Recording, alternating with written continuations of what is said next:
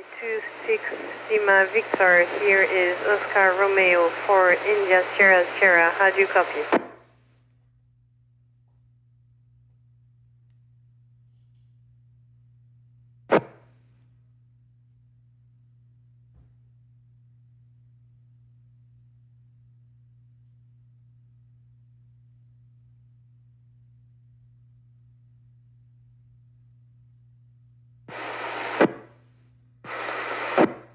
Lima X-ray 26 Lima Victor depuis Oscar Romeo 4 India Sierra Sierra, je vous reçois 5 sur 5.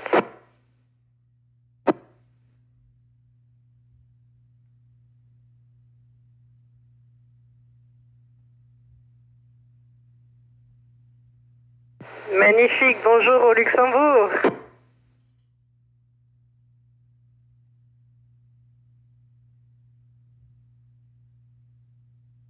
Magnifique, je vous reçois 5 sur 5. Bonjour au Luxembourg. Je vous écoute pour les questions.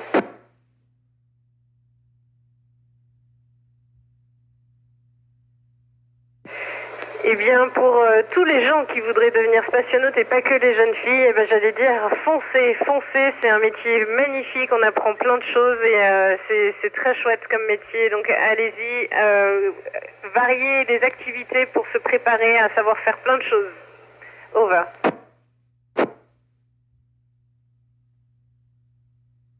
Cette passion pour l'espace m'est venue depuis que je suis toute petite fille et je sais pas trop comment l'expliquer, à la fois un mix de j'aimais regarder les étoiles, j'avais envie d'aventure, d'une vie d'aventure, j'avais envie de pouvoir voler dans des hélicos, dans des machines volantes et je sais pas trop l'expliquer. Ce qui est sûr, c'est que beaucoup de personnes m'ont inspiré, les astronautes m'ont inspiré et donc j'espère que je pourrai inspirer à mon tour d'autres personnes. Over.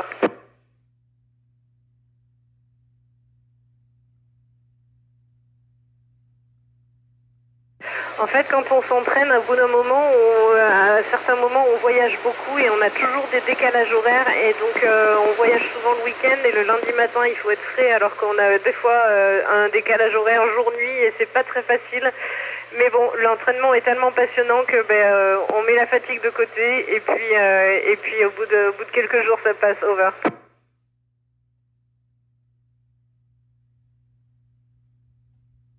Au contraire, quand la fusée décolle, ça fait pas mal, c'est plutôt assez rigolo, un peu comme un grand 8, assez amusant. Tout est bien fait dans les fusées, donc la physiologie est bien pensée, il n'y a pas de souci de ce côté-là. Over.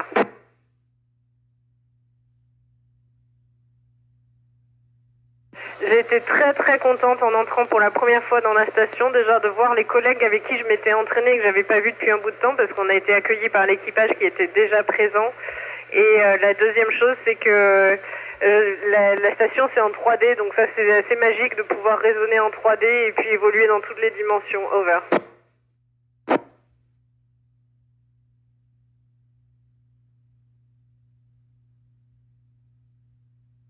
Un long séjour dans l'espace nous fait nous rendre compte qu'on est vraiment finalement loin. Alors on est très connecté parce qu'on est toujours en contact avec les stations sol, mais en même temps s'il nous arrive un problème médical, une urgence, etc., on doit se débrouiller entre nous. On est un équipage à 7 ici et on a besoin de toutes les compétences, à la fois médicales, à la fois d'urgentiste, etc. Donc ça c'est quelque chose qui est challenging pour un équipage où il faut qu'on puisse réagir vite et bien en cas d'urgence. Over.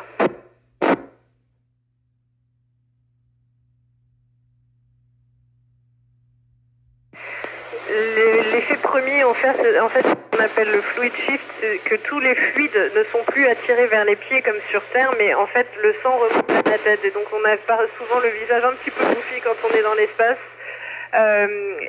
Pour pallier aux effets de la pesanteur qui font qu'on n'utilise pas les muscles et la masse musculaire et osseuse autant que sur la Terre quand on marche. En fait, on fait beaucoup de sport. C'est comme ça qu'on se prépare avant le retour sur Terre. On fait de tapis de course à pied, de la machine de muscu et du vélo ergomètre. Over.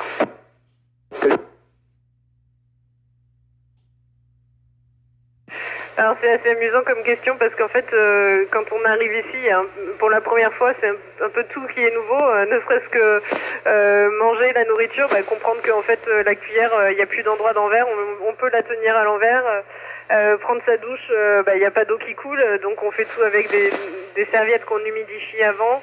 Aller aux toilettes, c'est tout différent, voilà. Mais bon, tout ça, ça prend très vite, je vous rassure, et il n'y a pas de problème. Over.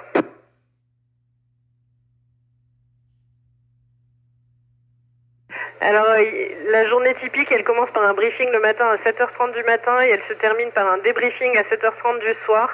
Et entre-temps, on a beaucoup d'activités. Et ces activités, ça se partage entre expérience scientifique, expérience médicale, maintenance de la station et 2 heures de sport par jour. Over.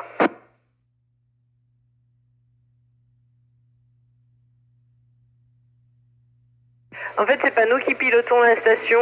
La station, elle est contrôlée, latitude de la station, c'est-à-dire l'orientation dans l'espace. Elle est contrôlée par des gyroscopes. Un peu regardez sur mes réseaux sociaux, j'ai fait une vidéo sur les gyroscopes. Vous pourrez voir le principe physique qui y servent.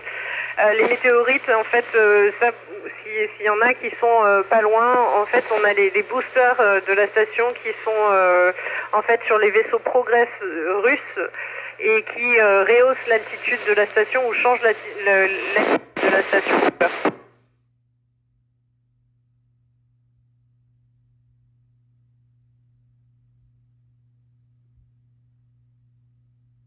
Alors pour moi, c'est clairement la gestion de l'atmosphère. Dans l'espace, il n'y a pas d'atmosphère et nous, il faut recréer à l'intérieur de la station une mini-atmosphère et pour ça, on est obligé de le faire avec des ressources limitées. Et donc on recycle 98% d'eau. Imagine si on arrivait à faire ça sur Terre, ce serait chouette.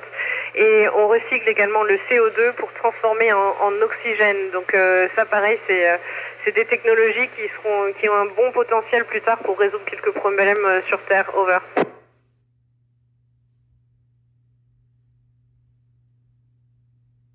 Alors moi je pense que tout peut changer parce que la seule constante c'est le changement.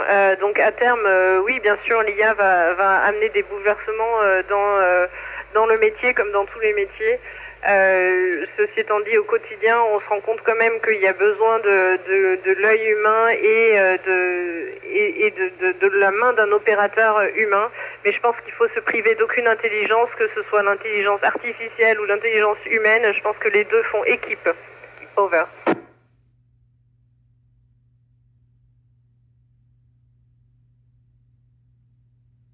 Oui, tout à fait. J'ai ressenti ce sentiment overview effect. Et pour moi, c'était une joie intense, une euphorie. Je t'assure, j'étais heureuse. J'avais le sourire jusqu'aux oreilles. J'arrivais pas à décrocher mon sourire. C'était magnifique. La Terre est vraiment belle et on se sent vraiment dans une unité, en harmonie avec la Terre et l'humanité en fait. Quand on voit la Terre depuis là-haut, et on comprend qu'en fait, on est tous les êtres humains ensemble sur un seul vaisseau spatial qui s'appelle la Terre. Over.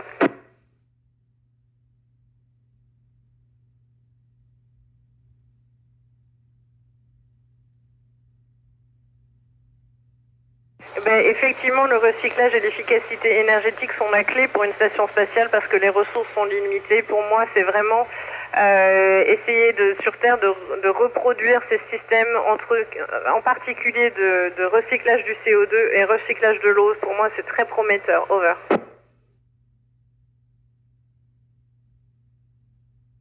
La collaboration se passe très très bien, mais c'est plus que des collègues, c'est des amis, c'est des amis d'aventure, c'est des collègues d'aventure. C'est voilà, on s'entend très bien et au quotidien, il y a vraiment un grand plaisir à travailler ensemble et à découvrir les différentes cultures. Over.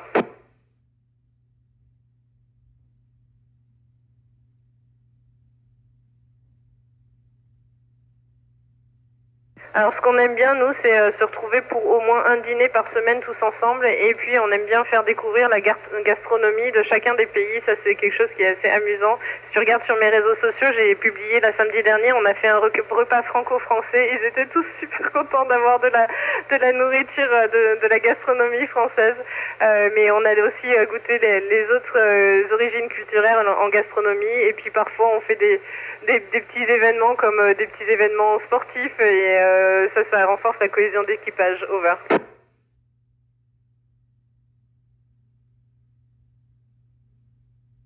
L'eau est 98% recyclée et c'est assez magique d'imaginer ça. Et ce qui fait que même l'urine est recyclée, la transpiration et l'humidité dans l'air due à la transpiration est recyclée. Le stockage, on a des containers et le renouvellement, c'est des machines qui recyclent tout ça. Over.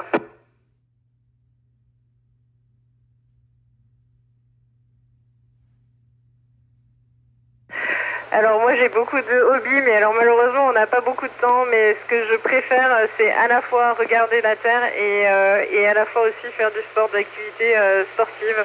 C'est deux choses que j'aime beaucoup et puis moi je suis une fan de yoga, donc j'adore faire du yoga en regardant la Terre, alors là c'est le summum. Over.